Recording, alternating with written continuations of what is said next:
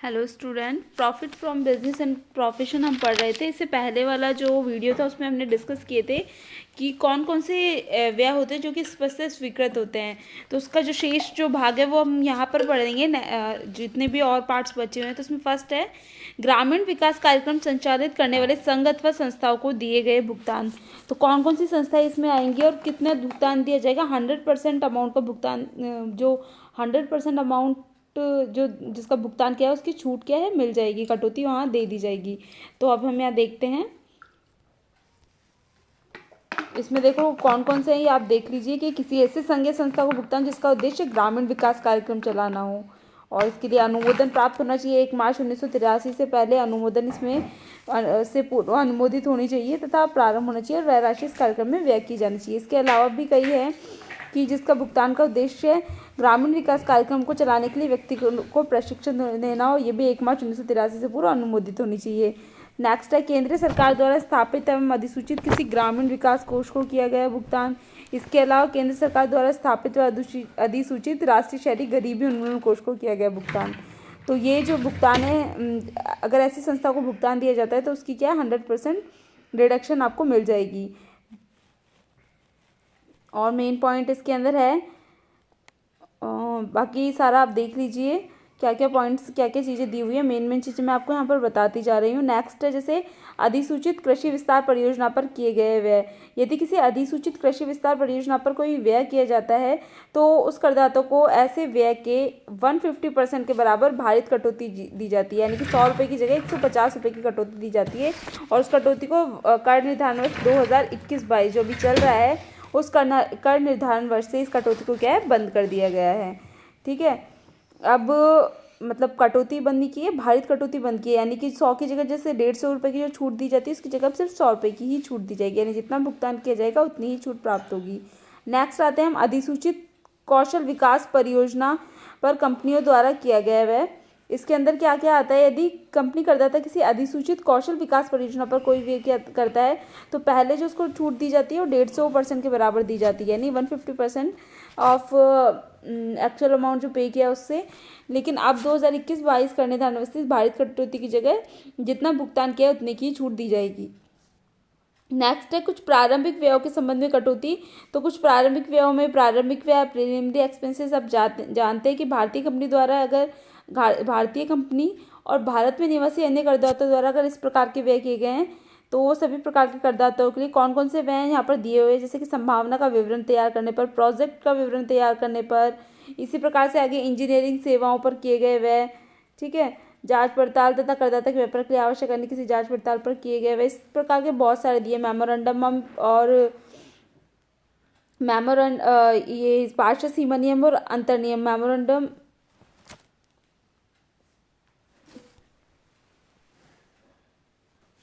Print करवाने के लिए जो व्यय किए जाए वो, उसके अलावा रजिस्ट्रेशन फी, ये सारी चीज़ें यहाँ पर आ जाएंगी। ये सब प्रिलिमिनरी एक्सपेंसेस में आ जाएगी। अभी देखने वाली बात है कि कटौती कितनी दी जाएगी और कैसे दी जाएगी।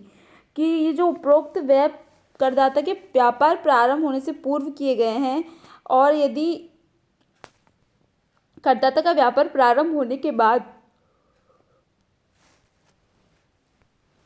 उसके किसी उपक्रम के विकास के लिए अथवा नई इकाई की स्थापना के संबंध में। एक तो हो कि करदाता का व्यापार प्रारंभ करने में, और अगर व्यापार के साथ में व्यापार कोई चलते हुए व्यापार के साथ में किसी नई इकाई का विकास किया गया है या किसी उपक्रम के विकास के लिए अगर ऐसे व्यय किए हैं तो कटौती दी जाएगी। ये आवश्यक शर्तें हैं इसकी।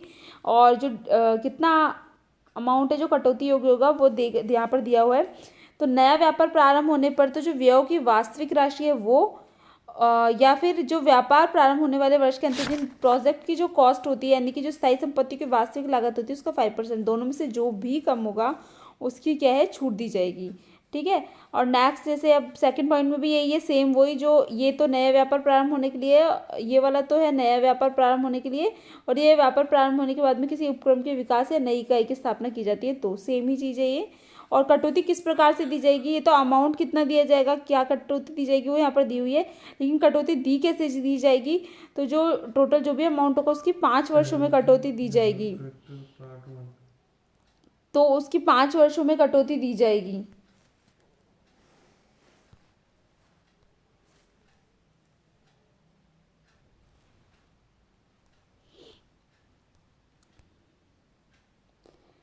यहाँ पे भी देख लीजिए योजना की लागत में क्या क्या दिया हुआ है, वो आप एक बार खुद देखें कि क्या क्या चीज़ें यहाँ पर बताई गई है योजना की लागत में।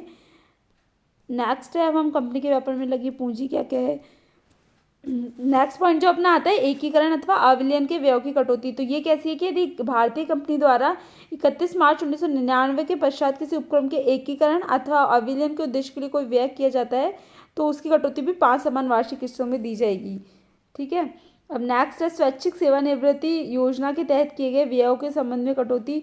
तो ये भी अगर ऐसी कोई कटौती दी जाती है तो गत वर्ष में ऐसा कोई भुगतान किया जाता है तो इस प्रकार के भुगतान की राशि का 1/5 भाग यानी 1/5 पार्ट है वो उसी गत वर्ष में उसके व्यापार के लाभों की गणना करते समय घटा दिया जाएगा और शेष अगले 4 समान वार्षिक किस्तों में घटा दिया जाएगा। अब नेक्स्ट हमारा है 16वें पॉइंट में कुछ खनिजों की खोज आदि पर किए गए व्यय। इसके अंदर जो किसी भारतीय कंपनी द्वारा अन्य भारतीय कंपनी या किसी अन्य करदाता द्वारा किसी खनिज को खोजने निकालने उत्पादित करने से संबंधित कार्य में संलग्न है तो उल्लेखित खनिजों की खोज पर अथवा उन खनिजों से संबंधित खानों के विकास पर किए गए व्यय के संबंध में कटौती दी जाती है और यह व्यय व्यापारिक उत्पादन प्रारंभ होने वाले गत वर्ष में अथवा उस गत वर्ष के तुरंत के पूर्व के 4 वर्षों में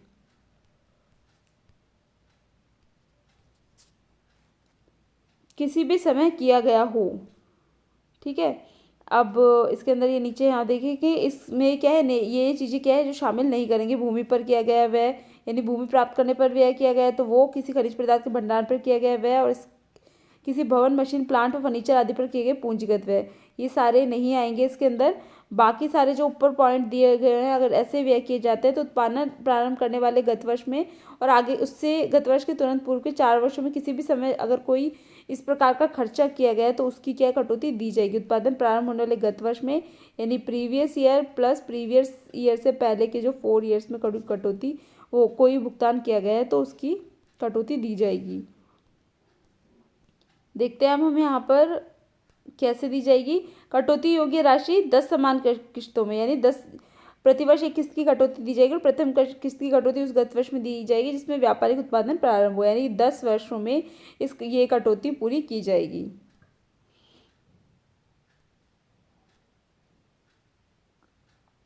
और ये पॉइंट्स देख लिए हैं आप खुद से क्या बोलना चाह रहे हैं ये।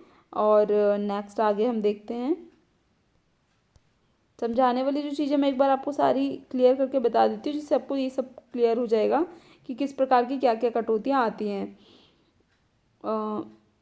इसके अलावा अन्य कई कटौतियाँ दी गई हैं वो हम देख लें एक बार। इसमें स्टॉक स्टोर्स आदि का बीमा प्रीमियम अगर ऐसे जोखिम से बचाने के लिए ऐसा कोई बीमा कराया गया है तो उसके प्रीमियम की रकम क्या होती है वो डिडक्टेबल होती है। ठीक है। इसके अलावा कर्मचारी के स्वास्थ्य का बीमा प्रीमियम कराया जाता है इरडा द्वारा या फिर केंद्र सरकार द्वारा किसी अनुमोदित योजना के अंतर्गत।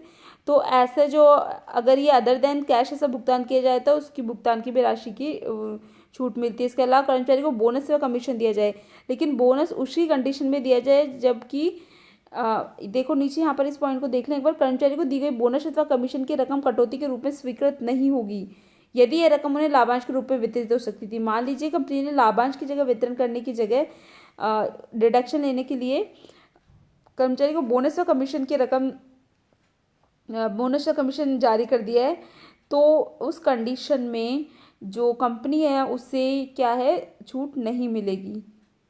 ठीक है। और अगर नॉर्मली अगर कर्मचारी को बोनस और कमीशन जारी किया तो उससे छूट मिल जाएगी। इसके अलावा उधार ली गई पूंजी पर भी जो ब्याज दिया जाए वो भी डिडक्टेबल होता है। इसके अलावा जीरो कूपन बॉन्ड है। नेक्स्ट ये जो पॉइंट है जीरो कूपन बॉन्ड के लिए बताया है तो उसकी भी छूट मिल जाएगी। जीरो कूपन बॉन्ड होता क्या है वो भी यहाँ पर बताया आप पढ़ लें इसे कि जीरो कूपन बॉन्ड क्या होता है। जो इंफ्रास्ट्रक्चर पूंजी वाली कंपनी होती है या ढांचागत पूंजी कोष अथवा सार्वजनिक क्षेत्र की कंपनियां अनुसूचित बैंक द्वारा 1 जून 2006 को या इसके बाद जारी किए गए ऐसे बॉन्ड से जिसके संबंध में परिपक्वता अथवा शोधन के पूर्व इनको निर्गमित करने वाली संस्था से कोई भी भुगतान अथवा लाभ ना तो प्राप्त होता है तथा ना ही प्राप्य होता है तथा जो इस राशि के लिए केंद्रीय सरकार द्वारा राज्य के गजट में अधिसूचना द्वारा निर्दिष्ट कर दिए जाए। ऐसे बॉन्ड की अवधि 10 वर्ष से अधिक होती है और 20 वर्ष से अधिक नहीं होती है। ये जीरो कूपन बॉन्ड है। इसके बारे में जो रिडक्शन दी जाती है उसके बारे में भी हमको यहाँ पर बताया है वो आप एक बार देख लें।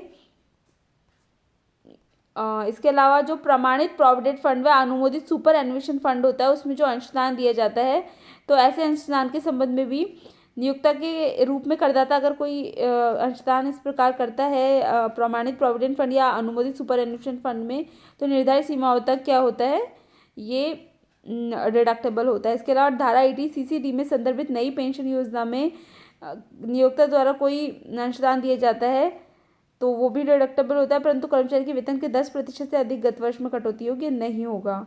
ठीक है, 10% से ज़्यादा कटौती योग्य नहीं होगा।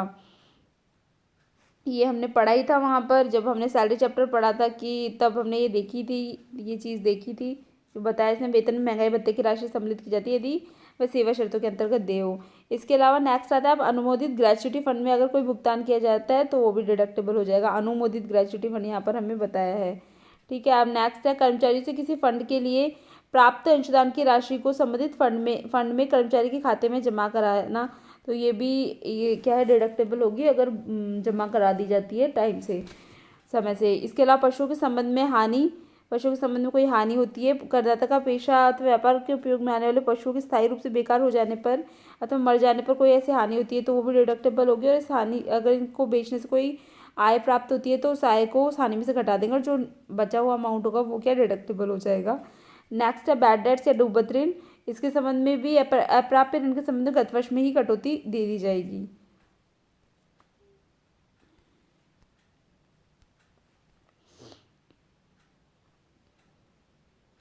नेक्स्ट है, कर्मचारियों में परिवार नियोजन प्रोत्साहित करने पर किए गए व्यय, तो ऐसे व्यय अगर आयगत व्यय हैं तो इनकी संपूर्ण राशि की कटौती गत वर्ष में दे दी जाएगी, और अगर पूंजीगत व्यय है तो 1/5 यानी 5 सालों में ये कटौती पूरी की जाएगी।